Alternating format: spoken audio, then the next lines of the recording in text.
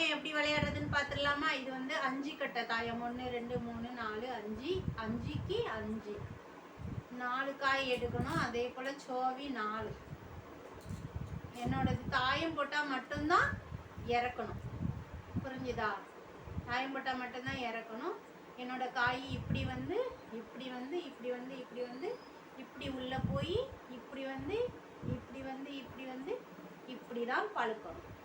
ஓகேவா? உன்னோட காய் எப்படி வரும்? இப்படி வந்து இப்படி வந்து இப்படி வந்து இப்படி வந்து இப்படி வந்து இப்படி வந்து இப்படி வந்து இப்படி வந்து இப்படி வந்து இப்படி வந்து இப்படி வந்து. Very good. ஓகே, புரிஞ்சுச்சா? 4. அடுத்ததா சோவி தாயம் விழுந்த, இதுதான் தாயம். 1 விழுந்திருக்கா, 1 மல்லாக்க கிடக்கா, இதுதான் தாயம். தாயம் போட்டால் மட்டும்தான் என்ன பண்ணும்? இறக்கணும். அடுத்ததா இது 2 போட்டால் மறுபடி போட முடியாது. தாயம் போட்டால் மறுபடி போடணும். தாயம் போட்டால் மறுபடி போடணும்.